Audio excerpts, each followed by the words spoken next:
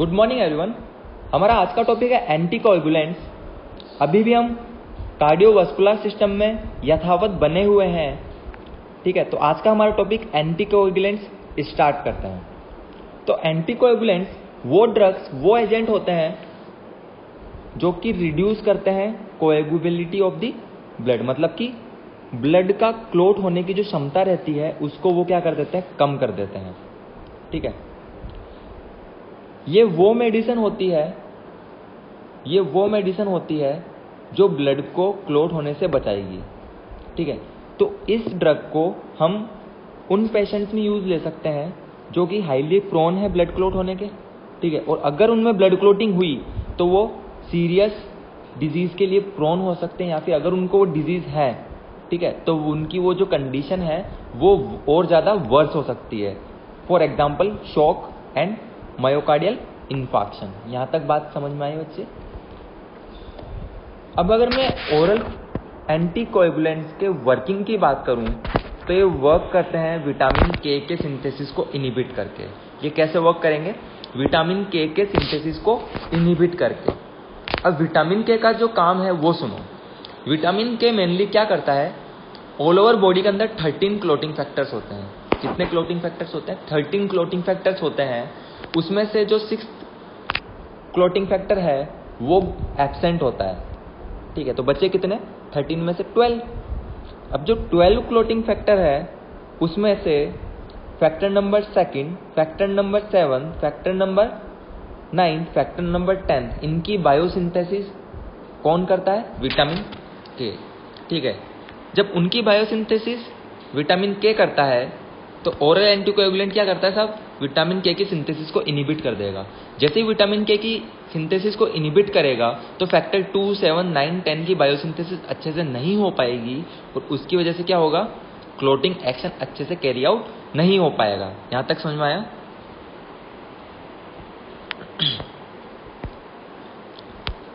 अब अगर मैं ड्रग्स एंड क्लासिफिकेशन की बात करूं तो ये मैंने अच्छे से आपको इन डिटेल जो पीडीएफ नोट्स दिए हैं उसके अंदर बता रखा है, ठीक है। यहाँ पे सुनो, यहाँ पे मैंने इसको दो में डिवाइड किया है, in vitro and in vivo. In vitro बोलूँ तो जो भी एंटीकोएगुलेंट बॉडी के बाहर यूज में लिए जाएंगे, और इन विवो बोलूँ तो वो एंटीकोएगुलेंट्स जो इनसाइड दी बॉडी यूज होंगे। अब जो इन विट्रो है, जो एक कैटेगरी है इन विट्रो, उनके बारे में सुनो।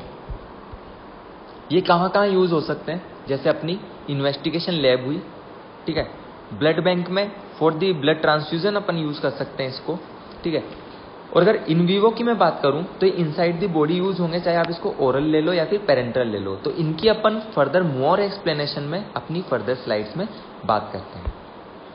अब जो मैंने बोला था इन विट्रो जो कि आप आउटसाइड बॉडी यूज लेंगे, ठीक है, तो उसके अंदर फर्स्ट एग्जांपल आता है सोडियम सिट्रेट। क्या एग्जांपल आता है? Sodium citrate. इसको देंगे 1.6 ग्राम, ठीक है। 350 ml का जो ब्लड बैग होता है उसके अंदर 1.65 ग्राम ये प्रेजेंट रहेगा, ठीक है। इसको मेनली ब्लड ट्रांसफ्यूजन के लिए यूज लिया जाता है। सेकेंड जो ड्रग आती है सोडियम ऑक्सलेट, ठीक है, वो 10 mg पर ml में प्रेजेंट रहता है। अब जो सोडियम एडिटेट है ये 2 mg पर ml में प्रेजेंट रहता है। अब बात सुनो सोडियम ऑक्सलेट और सोडियम एडिटेट की, यानी कि नंबर 2 और नंबर 3 की बात सुनो। ये दोनों की दोनों जो ड्रग है वो ब्लड सैंपल कलेक्शन, यानी कि जो अपना सैंपल कलेक्शन होता है लैब के लिए, ठीक है, उसके अंदर यूज लिए जाते हैं, ठीक है। और जो सोडियम एडिटेट है, जो अपनी ईडीटीए वायल होती है, पर्पल कलर जिसका टॉप रहता है कैप, उसके अंदर जो प्रिजर्वेटिव एजेंट रहता है वो रहता है सोडियम एडिटेट। समझ में आया यहाँ तक? अब लास्ट और इम्पोर्टेंट आता है हेपेरिन, ठीक है। ये वो महाशय है जो इन बॉडी, ठीक है, inside the body and outside the body दोनों में यूज लिए जाते हैं, ठीक है। तो मेनली क्या है कि इसको इन्वेस्टिगेशन पर्पस के लिए अगर मैं बात करूं तो एग्जांपल आएगा इसका ABG, यानी कि आर्टेरियल ब्लड गैस। उसकी जो अपन सैंपल निकालते हैं उसके अंदर अपन हेपेरिन का यूज लेते हैं ताकि ब्लड क्लॉट ना हो, ठीक है। दूसरी बात, इसको मेनली ब्लड ट्रांसफ्यूजन के लिए एज ए एंटीकोएगुलेंट यूज नहीं किया जाता, लेकिन कुछ कुछ कंडीशन होती है जिसके अंदर किया जाता है। तो कुछ कुछ कंडीशन क्या है वो सुनो, ठीक है। मेनली तो प्रिजर्व करने के लिए ये जो मैंने ऊपर आपको नाम बताए थे सोडियम सिट्रेट वगैरह, मेनली सोडियम सिट्रेट सबसे ज़्यादा इंपॉर्टेंट है, ठीक है। जो मैंने आपको फर्स्ट ड्रग बताई थी सोडियम सिट्रेट, ये सबसे ज़्यादा इंपॉर्टेंट है और यही सबसे ज़्यादा मेनली यूज लिया जाता है ब्लड ट्रांसफ्यूजन के लिए। समझ में आया? ब्लड ट्रांसफ्यूजन के प्रिजर्वेशन के लिए, ठीक है। लेकिन ये क्या करता है, ये कैल्शियम के साथ बाउंड हो जाता है, ठीक है। जब ये कैल्शियम के साथ बाउंड हो जाएगा और वो ब्लड जब ह्यूमन में चढ़ाया जाएगा, ठीक है, तो कैल्शियम की कमी हो सकती है उस पर्टिकुलर इंडिविजुअल में, ठीक है। तो नॉर्मल इंडिविजुअल तो इसको क्या करता है, कंपनसेट कर सकता है कि चलो ठीक है भाई जो भी हुआ ठीक है भरपाई कर लेंगे। लेकिन कुछ कुछ पेशेंट ऐसे होते हैं जिसमें ऑलरेडी हाइपोकैल्सीमिया की कंडीशन प्रेजेंट है, यानी कि उसके अंदर ऑलरेडी कैल्शियम की कमी है, ठीक है। तो उस इंडिविजुअल में according to doctor order heparin use लिया जाता है for the preservation of the blood. लेकिन हेपरिन का काम ये है साहब, ये शॉर्ट टाइम के लिए ही प्रिजर्व करता है। कितने टाइम के लिए प्रिजर्व करता है? ओनली शॉर्ट टाइम के लिए प्रिजर्व करता है। तो ब्लड को निकाला, हेपरिन मिलाया, शॉर्ट टाइम तक जितना उसका भाई मान लो फॉर एग्जांपल 7 से 8 घंटे तक की प्रिजर्वेटिव हेपरिन दे रहा है, तो उतने टाइम के अंदर ब्लड ट्रांसफ्यूज हो जाना चाहिए रिसिपिएंट के अंदर। यहाँ तक बात समझ में आई? अगर इसकी मैं यूनिट्स की बात बताऊं तो साहब 150 यूनिट जो हेपरिन है वो होना चाहिए 100 ml ब्लड के अंदर। यहाँ तक बात समझ में आई? नेक्स्ट आता है इन विवो, यानी कि इनसाइड द बॉडी। तो इनसाइड द बॉडी की अगर मैं बात करूं, जो अपन एंटीकोएगुलेंट यूज लेंगे तो उसमें फर्स्ट मैं बताऊंगा पैरेंट्रली, यानी कि आप IM और सबक्यूटेनियस रूट और IV रूट से कौन कौन से एंटीकोएगुलेंट यूज ले सकते हैं, ठीक है। लेकिन उसके लिए इंपॉर्टेंट बात सुनो, जितने भी एंटीकोएगुलेंट होते हैं वो IM रूट से नहीं दिए जाएंगे, ठीक है। मेनली IM रूट से नहीं दिए जाते। क्यों नहीं दिए जाते इसकी बात सुनो, क्योंकि भाई एंटीकोएगुलेंट आप पेशेंट को कब दोगे? जब पेशेंट में क्लोटिंग बहुत ज़्यादा हो रही है। समझ में आया? जब पेशेंट में क्लोटिंग बहुत ज़्यादा हो रही है, अगर मैंने IM रूट से दिया, ठीक है, तो पेशेंट के हीमोटोमा की शिकायत हो सकती है, पेशेंट को हीमेटोमा हो सकता है, यानी कि ब्लड वहाँ जम सकता है, ठीक है। तो इसी वजह से IM इंजेक्शन नहीं देंगे एंटीकोएगुलेंट थेरेपी वाले पेशेंट में। यहाँ तक समझ में आया? आप सबक्यूटेनियस दे सकते हैं, रूटीन जो यूज़ लिया जाता है वो सबक्यूटेनियस ही यूज़ लिया जाता है, ठीक है। और जो IV है वो इमरजेंसी कंडीशंस में यूज़ लिया जाता है मेनली, और वो भी जाएगा तो इन्फ्यूज़न के द्वारा जाता है, ठीक है। अब पेरेंट्रल के ऊपर आता है। मेनली जनरल मैंने इंपॉर्टेंट बात बता दी आपको, जो कि इन स्लाइड के बीच बीच में आपको वापस सुनने को मिलेगी। तो अब चलते हैं पेरेंट्रल रूट के ऊपर। तो पेरेंट्रल रूट से जो अपना एंटीकोएगुलेंट दिया जा सकता है वो है हेपरिन और इनॉक्सापेरिन सोडियम, ठीक है। अब आओ ओरल के ऊपर। तो पेरेंट्रल को अपन और आगे पढ़ेंगे, फर्स्ट आओ ओरल के ऊपर। जो ओरल है ये अभी अपना क्लासिफिकेशन ही चल रहा है, ठीक है। ओरल के अंदर फर्स्ट आता है कोमेरिन डेरिवेटिव्स। कौन सा आता है? Coumarin derivatives. इसके अंदर सबसे इंपॉर्टेंट है, जैसे आपने हिपरिन का नाम सुना होगा वैसे आपने दूसरा इसका नाम भी सुना होगा, वारफेरिन सोडियम, ठीक है। Warfarin is the most important drug that is administered through the oral route, ठीक है। ये ओरल रूट से दी जाने वाली सबसे इंपॉर्टेंट ड्रग है। वो ये किसका डेरिवेटिव है? कोमेरिन का डेरिवेटिव है, ठीक है। इसको 8 to 12 mg डोज में दिया जाएगा। दूसरा जो है वो है एसिनोकोमेरोल, ये भी 8 to 12 mg में जा रहा है, सेम एज वारफेरिन। और थर्ड कोमेरिन डेरिवेटिव में थर्ड जो ड्रग आती है वो है डिकोमेरोल, ठीक है, जिसको बिस हाइड्रोक्सी कोमेरिन डिकमेरोल भी बोलते हैं। इसका जो डोज है वो आएगा 200 mg में। समझ में आया? कोमेरिन डेरिवेटिव के अलावा जो दूसरे डेरिवेटिव आता है वो है इंडेडायन डेरिवेटिव। कौन सा है? इंडेडायन डेरिवेटिव। इसके अंदर एक ड्रग आती है फिनेंडायोन, जिसका भी जो डोज है वो आएगा 200 mg, ठीक है। इसके अंदर कोमेरिन डेरिवेटिव में मेन याद रखना वारफ्रीन और डिकोमोरल, ठीक है। इनके डोज अच्छी तरह याद रखना। और जो इंडेंडायोन है इसके अंदर तो एक ही ड्रग है फेनेंडायोन, तो इसको भी आप याद रख लेना। अब स्टार्ट करते हैं अपन, क्लासिफिकेशन खत्म कर चुके हैं, ठीक है। अब स्टार्ट करते हैं पेरेंट्रल एंटीकोएगुलेंट्स, ठीक है। तो पेरेंट्रल एंटीकोएगुलेंट में सबसे फर्स्ट एंड इंपॉर्टेंट ड्रग आती है हेपेरिन। कौन सी ड्रग है? हेपेरिन। हेपेरिन जो है वो नेचुरली ओरिजिन से आती है, ठीक है। प्रेजेंट रहती है मास्ट सेल के अंदर, और वो भी किसके अंदर? मेनली लंग्स के अंदर। ये वैसे ये प्रेजेंट किस में रहता है? हाई मोलिकुलर वेट के अंदर ये प्रेजेंट रहता है, ठीक है। म्यूकोपॉलीसैकेराइड होता है ये। म्यूकोपॉलीसैकेराइड बोलूं तो ये एक डिराइव्ड कार्बोहाइड्रेट होता है, ठीक है, जो कि इंक्लूड करता है 3-ग्लूकोसामाइन को। क्योंकि ये 3-ग्लूकोसामाइन को इंक्लूड कर रहा है, इसी वजह से इसको मैंने नाम दिया था म्यूकोपॉलीसैकेराइड। तो हेपेरिन के बारे में इंपॉर्टेंट बातें सुनो। नेचुरल ओरिजिन का है, प्रेजेंट रहता है मास्ट सेल में, हाई मोलिकुलर वेट होता है, म्यूकोपॉलीसैकेराइड है। म्यूकोपॉलीसैकेराइड क्यों है? क्योंकि ये 3-ग्लूकोसामाइन को इसके अंदर इंक्लूड करता है। डिराइव्ड कार्बोहाइड्रेट है। यहां तक समझ में आया? आगे और सुनो।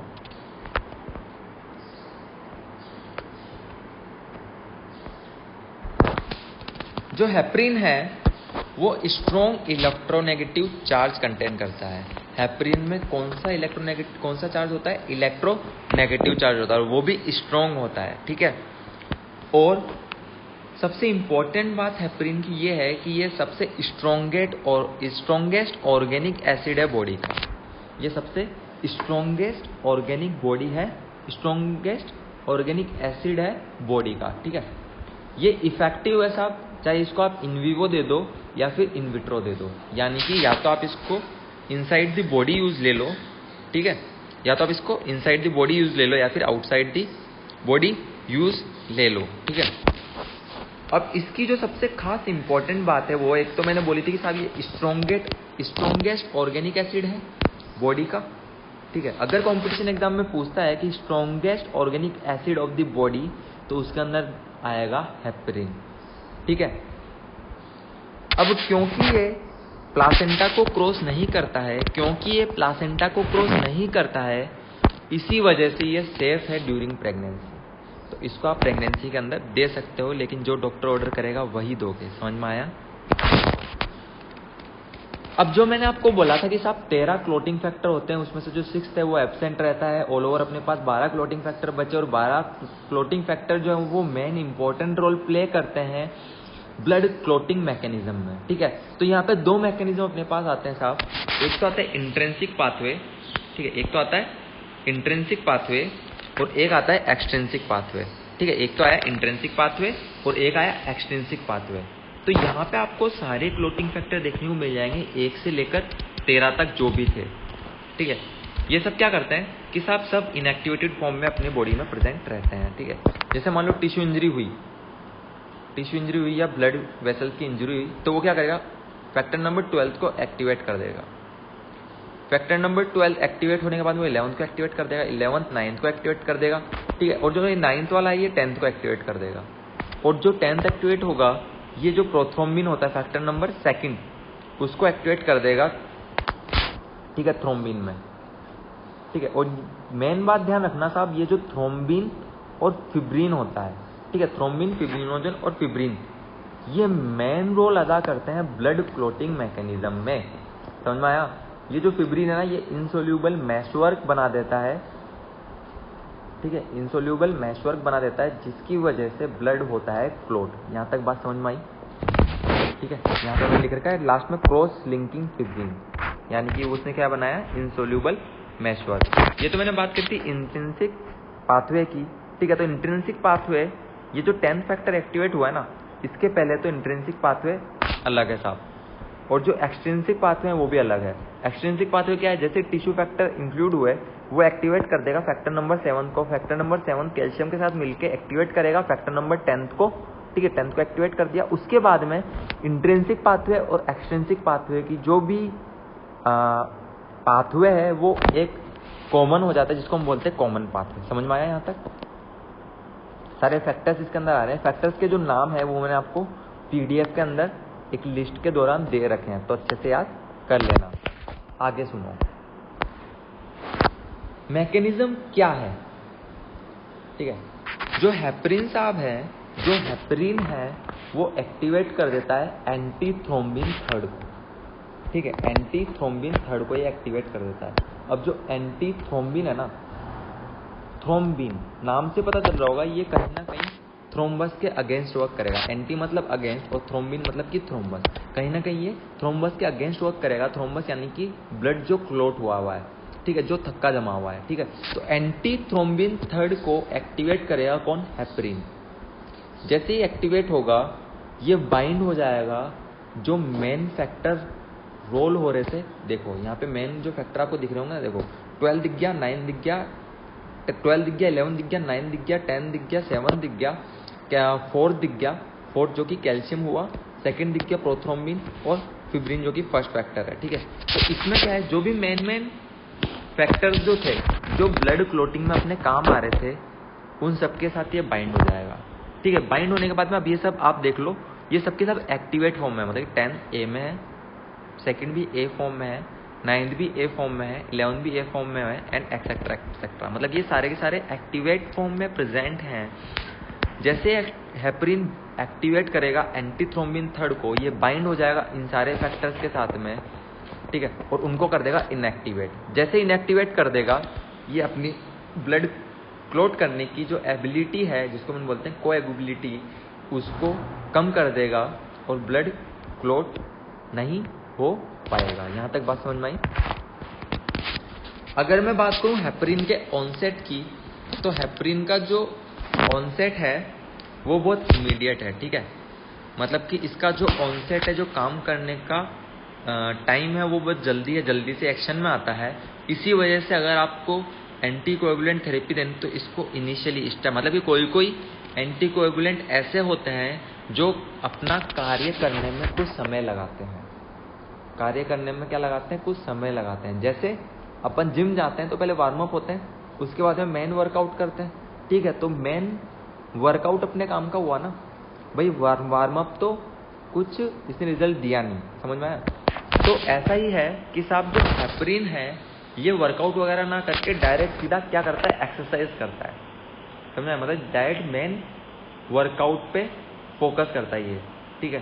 तो इसीलिए इसको प्रेफर करते हैं इनिशियल थेरेपी में, क्योंकि जल्दी से वर्कआउट कर पा रहा है। लेकिन उसी के कंपेरिजन में अगर कोई ड्रग ऐसी है जो पहले वर्कआउट करेगी फिर एक्सरसाइज करेगी, यानी कि उसको एक्शन लेने में लगेगा टाइम, ठीक है, उसको एक्शन लेने में लग रहा है टाइम, तब तक आप हेपरिन को दे दो, हेपरिन अपना काम कर लेगा, ठीक है। अब हेपरिन का जो ड्यूरेशन है वो है 4 to 6 आवर्स। कितना है? 4 to 6 आवर्स, ठीक है। तो ये अपना काम करके खत्म होगा, तब जो दूसरी ड्रग है जो कि वार्म अप कर रही थी अब एक्सरसाइज करेगी, वो उसने अपना काम अगर स्टार्ट कर देगी, तो इन दोनों का तालमेल में काम चलता रहेगा। तो इनिशियल थेरेपी में अगर आपको देना है तो आप क्या दे सकते हो? हेपरिन दे सकते हो। ये कुछ समय के अंदर अंदर अपना काम शुरू कर देता है और 4 से 6 घंटों के ड्यूरेशन में ये काम अपना करता है। इसके अगर डोज की बात करूं तो 5000 इंटरनेशनल यूनिट पर ml में 5 ml का वायल आता है इसका, जिसको आप सबक्यूटेनियस और आईवी रूट से आप दे सकते हो, ठीक है। ये 5 ml का वायल है जिसके अंदर 5000 इंटरनेशनल यूनिट है। एक और 5000 का वायल आता है जिसके अंदर 1000 इंटरनेशनल यूनिट आती है, वो भी 5 ml का ही आता है, जिसको आप सबक्यूटेनियस और आईवी रूट से दे सकते हैं। इंपॉर्टेंट पॉइंट सुनो हेपरिन के बारे में, ठीक है। जब भी पेशेंट चल रहा है एंटीकोगुलेंट थेरेपी पे तो उसको IM इंजेक्शन नहीं देना चाहिए। क्यों? क्योंकि वो हीमेटोमा कोज कर सकता है, ये मैं आपको पहले बता चुका हूँ। और मोस्ट इम्पोर्टेंट बातें अगर बताऊँ तो ये मैंने सारी अंडरलाइन कर रखी है, जब आप एग्जाम में लिखो तो इसको ब्लैक पेन से अच्छे से बोल्ड लेटर्स में लिखो, ठीक है। हेपरिन जो है वो अफेक्ट करता है इंट्रिंसिक पाथवे को। किसको अफेक्ट करता है? इंट्रिंसिक पाथवे को। इसी की वजह से पेशेंट में जो APTT होता है, पेशेंट में क्या होता है? एक्टिवेटेड पार्शियल प्रोथ्रोम्बिन टाइम जो होता है वो आपको इंक्रीज देखने को मिलेगा, समझ में आया? हेपरिन है वो इंट्रिंसिक पाथवे को अफेक्ट करता है, इसी वजह से आपको एपीटीटी जो है वो इंक्रीज देखने को मिलेगा। और हेपरिन को अगर हाई कंसंट्रेशन में दिया जाए, हेपरिन को अगर हाई कंसंट्रेशन में दिया जाए तो वो जो मैंने आपको कॉमन पाथवे नहीं बताया था जिसमें इंट्रिंसिक पाथवे और एक्सट्रिंसिक पाथवे दोनों आके कंबाइन हो रहा था और सेम पाथवे में चलने लग गया था, ठीक है, वो था कॉमन पाथवे। जब भी हेपरिन हाई कंसंट्रेशन में दिया जाएगा, यानी कि हेपरिन की होगी साहब टॉक्सिसिटी, तो इस कंडीशन में दोनों इंक्रीज होंगे, यानी कि एपीटीटी और पीटी। यहां तक समझ में आया? तो इसी वजह से अगर पेशेंट हेपरिन थेरेपी पे है तो उसका आपको हमेशा एपीटीटी जो होता है वो चेक करना है, ठीक है, एपीटीटी आपको चेक करना है। एपीटीटी भी कौन सी फॉर्म में चेक करना है? आईएनआर में। एपीटीटी आईएनआर में चेक करना है, ठीक है। इसका एक फॉर्मूला होता है, ठीक है, जिसके अंदर अपन आईएनआर निकालते हैं, ठीक है। तो भाई पीटी टेस्ट मतलब जो पेशेंट का जो टेस्ट रिजल्ट आया है वो कितना आया, ठीक है, अपॉन में नॉर्मल वैल्यू क्या होनी चाहिए, ठीक है। इन दोनों का डिवाइडेशन करके पीटी आईएनआर और एपीटीटी आईएनआर निकाला जाता है, ठीक है। इसकी जो नॉर्मल वैल्यू होती है वो होती है 2.5, ठीक है। ये आपको फर्दर क्लास में आगे और जब भी पढ़ाएंगे वो बता देंगे। अभी तक के लिए सुनो कि अगर हेपरिन थेरेपी पे पेशेंट है तो उसका अपन क्या चेक करवाएंगे? एपीटीटी आईएनआर चेक करवाएंगे। चलो अब आईएनआर के बारे में भी तुम सुन लो, ठीक है। इसका फॉर्मूला होता है patient test upon patient control, PT control, ठीक है। और इसका नॉर्मल जो आएगा वो आएगा 2.5, यानी कि जो नॉर्मल वैल्यू थी, नॉर्मल वैल्यू मान लो 15 होनी चाहिए थी, ठीक है।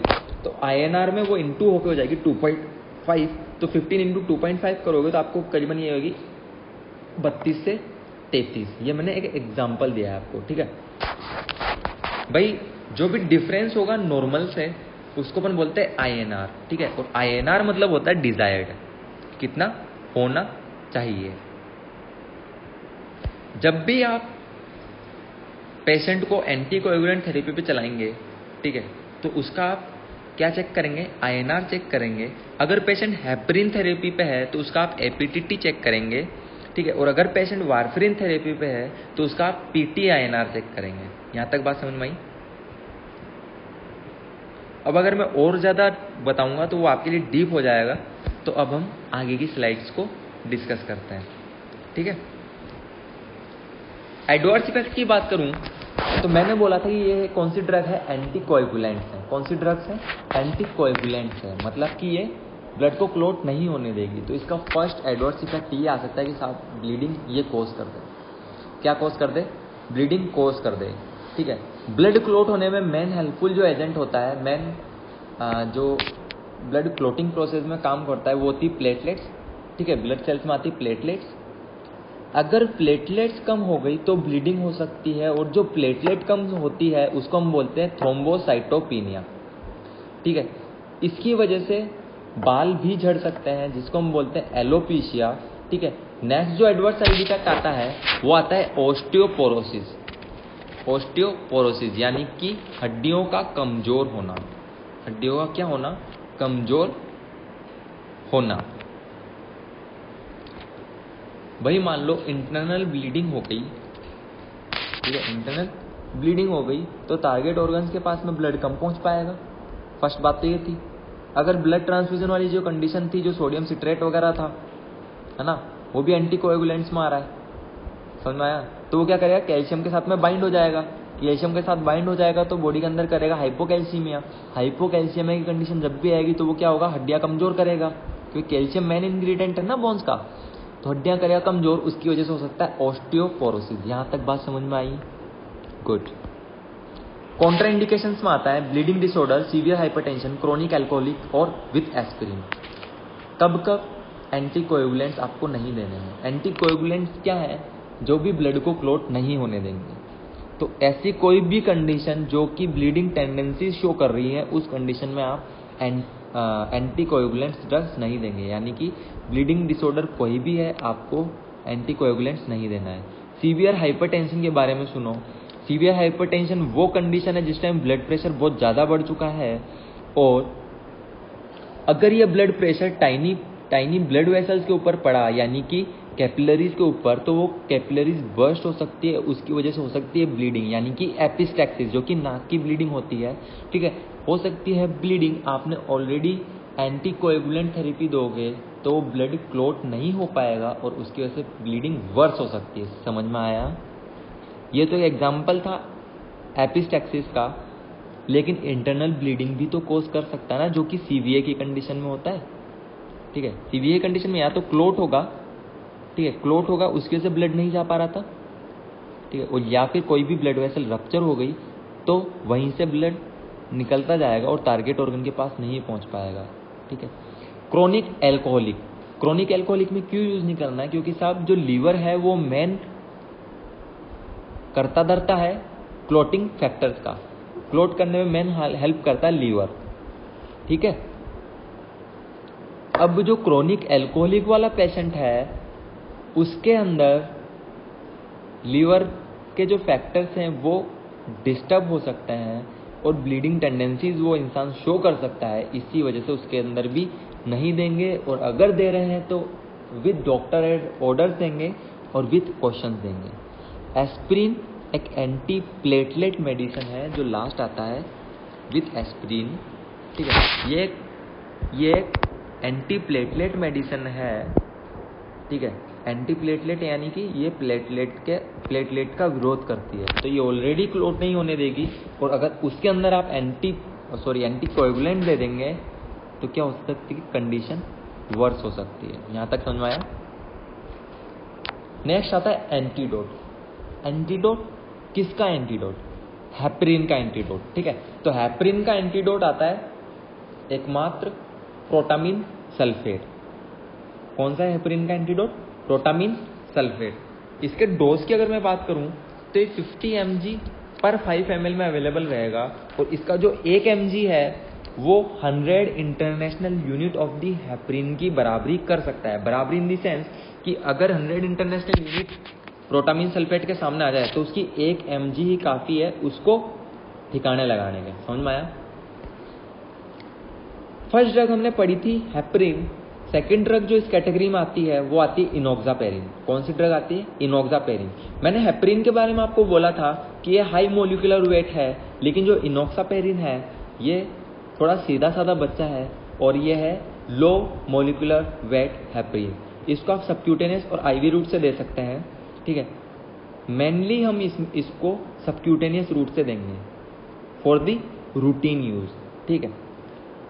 अब आपने हॉस्पिटल के अंदर देखा होगा जो कार्डियक पेशेंट्स होते हैं उनको भी लो मोलिकुलर वेट हेपरिन जो है वो प्रिस्क्राइब रहता है, ताकि खून का जो थक्का है वो बॉडी के अंदर ना जमे और ब्लड अच्छी तरह से ऑल ओवर बॉडी परफ्यूज हो पाए, ठीक है। तो भाई जब तक हॉस्पिटल में है पेशेंट तो अगर उसको आईवी इन्फ्यूजन भी चल रहा है तो कोई दिक्कत नहीं थी, है ना। लेकिन घर पे पेशेंट के लिए सेल्फ एडमिनिस्टर कर पाना आईवी इन्फ्यूजन को वो थोड़ा दिक्कत वाली बात हो जाती है, ठीक है। इसी वजह से अगर पेशेंट को डिस्चार्ज किया गया है और पेशेंट इजी गोइंग अपना जो ट्रीटमेंट है उसको फॉलो कर सके, इसीलिए उनको क्या है कि साहब सबक्यूटेनियस रूट जो है ड्रग एडमिनिस्ट्रेशन का वो सिखा दो। तो रूटीनली वो क्या यूज ले लेगा? सबक्यूटेनियस रूट को यूज ले लेगा इनोक्सापेरिन के एडमिनिस्ट्रेशन के लिए। वैसे मेनली जो डायबिटीज के जो पेशेंट होते हैं वो इंसुलिन जो एडमिनिस्टर करते हैं वो भी सबक्यूटेनियस रूट से ही होता है। समझ में आया? अब जो इंसुलिन का आपने पेन देखा हुआ है, इंसुलिन का एक पेन जैसा इंजेक्शन आता है, दिखने में वो एक पेन जैसा ही दिखता है, ठीक है। पेन की जितनी सी नीडल होती है उतनी ही उसकी नीडल होती है। उसके अंदर जो इंजेक्शन है वो प्रीफिल्ड रहता है, यानी कि भाई जैसे आपको नॉर्मली तो क्या करना पड़ रहा था कि सिरिंज अलग आती है और इंजेक्शन अलग आता है, फिर आप सिरिंज को खोलते और इंजेक्शन से अपने जितना चाहिए उतना इंटरनेशनल यूनिट भरी और पेशेंट में एडमिनिस्टर कर दिया। लेकिन जो इनोक्सापेरिन है उसका प्रीफिल्ड एक पेन जैसा सिरिंज आता है जिसके अंदर ऑलरेडी इंजेक्शन फिल रहता है, ठीक है। अगर 0.2 ml का है तो वो कंटेन करेगा 20 mg, अगर 0.4 ml का है तो वो कंटेन करेगा 40 mg, और अगर 0.6 ml का है तो वो कंटेन करेगा 60 mg। अब इस इंजेक्शन के बारे में मेन बात सुनो भाई, इसके अंदर जो भी एयर प्रेजेंट है ना, इसके अंदर जो भी एयर प्रेजेंट है उसको आप नहीं निकालोगे। जैसे अपन जो दूसरे इंजेक्शन देते हैं आईवी रूट वगैरह से, तो उसके अंदर अपन ध्यान रखते हैं कि साहब एयर निकालनी है फिर ही एडमिनिस्टर करना है। लेकिन अगर इनोक्सापेरिन वाला आप ड्रग एडमिनिस्टर कर रहे हो सबक्यूटेनियस रूट से और प्री फिल्ड इंजेक्शन है, यानी कि पहले ही पेन की तरह वो पूरा फिल होकर आया, जैसे रिफिल फिल होकर आती है, ठीक है, पूरा फिल होकर आया है, तो उसकी आप एयर नहीं निकालेंगे। एयर क्यों नहीं निकालनी है? क्योंकि एयर नहीं निकालोगे, ठीक है, तो एयर जो है वो उसको जो फ्लूइड अंदर गया है बॉडी के अंदर, आपने जो इंजेक्ट किया है उसकी लीकेज नहीं होने देगा वापस बाहर, उसको वो क्या कर देगा अंदर लॉक कर देगा। जो अपन जेट ट्रैक मेथड में करते हैं ना स्किन पुलिंग करके, उसमें भी अपन स्किन पुलिंग करने का मतलब क्या है? ताकि वो लीकेज ना हो इंजेक्टेबल इंजेक्शन का बाहर की तरफ, ठीक है। तो इसमें भी एयर रखने का मतलब यही है कि वो प्रिवेंट करेगा लीकेज को। और सुनो, हेपरिन जो था वो भी प्लासेंटा को क्रॉस नहीं कर रहा था, इसी वजह से सेफ था प्रेगनेंसी के अंदर। और जो इनोक्सापेरिन है जो कि लो मोलिकुलर वेट हेपरिन है, ये भी प्लासेंटा को क्रॉस नहीं करता है, इसी वजह से ये सेफ है प्रेगनेंसी के अंदर। क्योंकि ये सेफ है प्रेगनेंसी के अंदर, इसी वजह से इसका जो मोस्ट इंपॉर्टेंट पॉइंट है वो सुनना, ये ड्रग ऑफ चॉइस है एज एंटीकोएगुलेंट ड्यूरिंग प्रेगनेंसी, ठीक है। ड्यूरिंग प्रेगनेंसी कौन ड्रग ऑफ चॉइस है एंटीकोएगुलेंट में? इनोक्सापेरिन। क्यों? क्योंकि ये लो मोलिकुलर वेट भी है। अब अपन ने पहले बात करी थी पेरेंट्रल एंटीकोएगुलेंट की, जिसके अंदर हमने हेपरिन पढ़ा, इनोक्सापेरिन पढ़ा, ठीक है। अब आते हैं ओरल एंटीकोएगुलेंट के ऊपर। किसके ऊपर आते हैं? ओरल एंटीकोएगुलेंट के ऊपर। तो इसका जो क्लासिफिकेशन है वो मैं आपको पहले ही बता चुका हूँ, ये रहा। और ओरल एंटीकोएगुलेंट का जो क्लासिफिकेशन है वो था कि साहब मैंने बोला था कोमेरिन डेरिवेटिव होते हैं, जिसके अंदर वार्फरिन इंपॉर्टेंट बताया था मैंने, और जो एक होता है इंडेंडायोन डेरिवेटिव, जिसके अंदर फेनिडायोन इंपॉर्टेंट बताया था मैंने, ठीक है। तो चलते हैं ओरल एंटीकोएगुलेंट के ऊपर। तो ओरल एंटीकोएगुलेंट है तो ये इफेक्टिव रहते हैं ओरली। इनको कैसे देंगे हम? ओरली ही देंगे। वार्फरिन जो है वो टैबलेट फॉर्म में अवेलेबल रहता है, ठीक है। इसकी डोज होती है 8 mg, है ना, जो मैंने क्लासिफिकेशन में लिखा हुआ था। ऑनसेट इसका होता है 1 to 3 days, यानी कि इसका जो ऑनसेट है वो थोड़ा स्लो है, थोड़ा डिले है, यानी कि ये पहले वार्म अप करेगा उसके बाद में मेन एक्सरसाइज करेगा। समझ में आया यहाँ तक? लेकिन इसका जो ड्यूरेशन है वो भी लंबा है, ये लंबा काम करेगा 3 to 6 days। तो मतलब कि अपने को अगर वार्फरिन देनी है और अगर हेपरिन जो है वो कॉन्ट्राइंडिकेटेड नहीं है, तो जब तक इसका एक दिन का वर्क चलेगा तब तक अपन इसको हेपरिन या इनोक्सापेरिन दे सकते हैं, ठीक है। क्योंकि उसका जो ऑनसेट है वो स्टार्टिंग अच्छी है किसकी? हेपरिन की, और जो ड्यूरेशन है वो कम है। तो भाई एक दिन तक के लिए अपन हेपरिन दे दो, उसके बाद में वार्फरिन आ जाएगा एक्शन के अंदर, और वार्फरिन का जो एक्शन है वो भी क्या है? लंबा है, यानी कि इसका जो ड्यूरेशन है वो है 3 to 6 days। यहाँ तक समझ में आया? गुड। वार्फरिन के बारे में इंपॉर्टेंट बात सुनो। जैसे मैंने हेपरिन के अंदर बोला था कि ये इंट्रिंसिक फैक्टर को अफेक्ट करेगा, इसी की वजह से एपीटीटी बढ़ा हुआ मिलेगा हेपरिन थेरेपी लेने वाले पेशेंट में। उसी के कंपैरिजन में अगर मैं वार्फरिन की बात करूं तो वार्फरिन के अंदर सुनना बच्चे, वार्फरिन जो है वो अफेक्ट करेगा एक्सट्रिंसिक पाथवे को, वार्फरिन जो है वो अफेक्ट करेगा एक्सट्रिंसिक पाथवे को। इसी वजह से उस पेशेंट में आपको जो पीटी वैल्यू होती है, जो प्रोथ्रोम्बिन टाइम होता है, पार्शियल प्रोथ्रोम्बिन टाइम, वो इंक्रीज देखने को मिलेगा। क्या देखने को मिलेगा? इंक्रीज देखने को मिलेगा। अगर मैं इसके मैकेनिज्म की बात करूं तो मैकेनिज्म में कुछ नहीं है, ये एंटागोनिस्ट होता है विटामिन के का, ठीक है। हेपरिन का एंटागोनिस्ट था कौन? Protamine sulphate. और जो वार्फरिन है वो एंटागोनिस्ट होता है विटामिन के का, और विटामिन के का काम होता है कि वो बायोसिंथेसिस करता है फैक्टर्स की 2, 7, 9 और 10 की, और ये हेल्प करते हैं ब्लड क्लॉटिंग में। जब डिक्रीज हो जाएगी इनकी बायोसिंथेसिस, ठीक है, अगर विटामिन के अच्छे से काम नहीं कर पाएगा तो इनकी बायोसिंथेसिस हो जाएगी डिक्रीज, और उसकी वजह से जो ब्लड कोएगुलेबिलिटी है वो अच्छे से वर्कआउट नहीं कर पाएगी, वो हो जाएगी डिक्रीज, और उसकी वजह से ब्लड क्लॉट नहीं हो पाएगा। तो ये था अपना वारफरिन का मैकेनिज्म, समझ में आया। अगर मैं बात करूं एडवर्स इफेक्ट की, तो एडवर्स इफेक्ट आता है एपिस्टैक्सिस। एडवर्स इफेक्ट क्या आता है? एपिस्टैक्सिस। ये एपिस्टैक्सिस कोज कर सकता है, यानी कि नोज ब्लीडिंग, हेमेटूरिया कोज कर सकता है, यानी कि blood in urine, bleeding in GIT ये कोज कर सकता है, गैस्ट्रोइंटेस्टाइनल ट्रैक्ट के अंदर ये ब्लीडिंग कोज कर सकता है। मतलब कुल मिला के इंटरनल ऑर्गन से रिलेटेड कहीं भी ब्लीडिंग कोज कर सकता है, चाहे वो इंट्राकैरेनियल कैविटी हो, चाहे वो जीआईटी ट्रैक्ट हो। वारफरिन के बारे में इंपॉर्टेंट बात सुनो कि जो वारफरिन होता है वो क्रॉस कर सकता है प्लासेंटा को, वो क्रॉस कर सकता है प्लासेंटा को और प्रोड्यूस कर सकता है nasal septum defect in the newborn. That's why it is contraindicated during pregnancy. तो हेपरिन और इनॉक्सापेरिन तो हम प्रेगनेंसी के अंदर दे पा रहे थे, और जो इनॉक्सापेरिन थी वो सबसे शानदार ड्रग है, ड्रग ऑफ चॉइस है ड्यूरिंग दी प्रेगनेंसी। लेकिन जो वारफरिन है वो भूल कर भी प्रेगनेंसी के अंदर मत देना, क्योंकि ये नेजल सेप्टम डिफेक्ट प्रोड्यूस कर सकता है बच्चे के अंदर, इसी वजह से कॉन्ट्राइंडिकेटेड है ड्यूरिंग प्रेगनेंसी। अगर मैं बात करूं इसके यूजेस की, तो यूजेस सुनना, इसका यूज आप डीप वेन थ्रोम्बोसिस में कर सकते हो, मायोकार्डियल इन्फाक्शन में कर सकते हो, अनस्टेबल एंजाइना में कर सकते हो, एट्रियल फिब्रिलेशन में कर सकते हो, CVD यानी कि सेरिब्रोवैस्कुलर एक्सीडेंट में भी कर सकते हो। DVT का अगर मैं बताऊं तो DVT होता है डीप वेन थ्रोम्बोसिस, ठीक है। मेनली लेग्स की जो वेन्स होती है, डीप वेन जो होती है, उनको अफेक्ट करता है, उनके अंदर थ्रोम्बस फॉर्मेशन हो जाती है और ब्लड परफ्यूजन अच्छे से नहीं हो पाता है। यहाँ तक बात समझ में आया। डीप वेन थ्रोम्बोसिस मेनली जो लॉन्ग टाइम तक खड़े रहने वाली जॉब वाले जो बंदे होते हैं उनके अंदर देखने को मिलेगी, जैसे पेट्रोल पंप पे वर्क करने वाले हुए, ठीक है। मायोकार्डियल इन्फाक्शन, मैंने MT लिख दिया, MT नहीं है, MI है, मायोकार्डियल इन्फाक्शन।